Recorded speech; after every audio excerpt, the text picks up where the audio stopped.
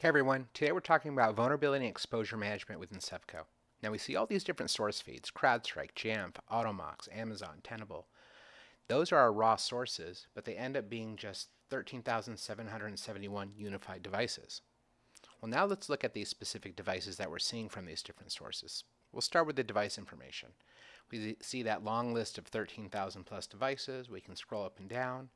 In this case, we see what CrowdStrike is giving us, Tenable, Automox. In this case, Automox is missing from this device, and we can actually drill into it to get that information.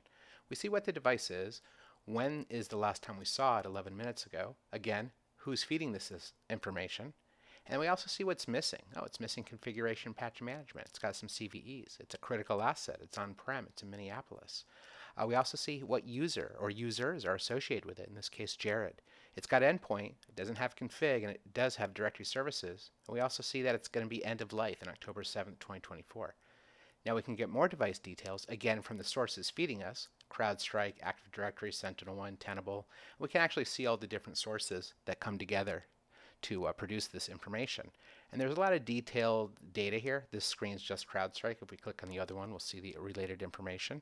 But here's the environmental variables. No config management, it's end of life, and then here's all the software vulnerabilities, a bunch of CVEs, and then the core asset information on top of that as well. Well, let's go ahead and go into a vulnerability view now instead of a device view. And this is a little bit different from what you've seen before in other Sevco demos. So this is the Google Chromium V8 type confusion vulnerability.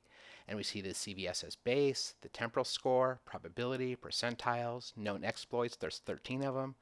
And we also get a lot of enriched information from VulnCheck, who we're partnered with to pull in this very detailed information, as well as the Microsoft patch information. We see that there's a patch for this one. And we can get full details now about this vulnerability, which is really cool. Because now we can look at, is it available? Is it public? Is it commercial? Which means, could I perhaps buy this in the dark web? Is this just a proof of concept, like a white paper, or is it actually a weaponized attack? We see all the different reference sources for that as well. And again, all that detailed, rich information that's enriched by that VulnCheck relationship that we have. And then we can pull up all the devices that have that, or we can look at reported exploitation. And we see all these different things from CISA and different reporting agencies. Here's one from NSA. So NSA has an article about Chinese state-sponsored attacks. We can scroll through that as it's related to this particular event. Or I could look at affected software. Well, it's a Google Chromium exploit, so you'd expect it to impact Chrome in version 11, version 10. And again, we see the CVEs as temporal scores, base scores, and the EPS as probability as well of that actually being exploited. Now, this is the exposure management dashboard, and this is really cool as well, because we see a couple different areas that we can drill into, things like no endpoint protection, for example. And within that, we see a criticality score, which you can actually define, but it comes with set defaults. Is this in progress? Has it been snoozed? Are we accepting this risk? Has this risk been resolved? Are we tracking it in a dashboard? And can we tie this into ServiceNow, for example?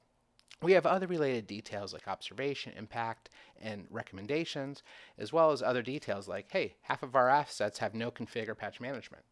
And now we have some variables up here. So there's 588 devices that you need to take a look at out of about 2,047 that have this issue.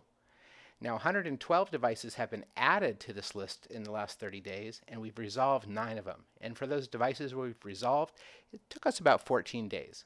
Maybe that's good, maybe that's bad. But now you can pretty much decide, when I run my metrics against this information, are we doing better? Are we doing worse than we were last week, last month, last quarter? And in addition to that, do I have remediation validation? If security finds something and hands that to IT, is this something that actually got resolved? Can we validate that IT actually patched it?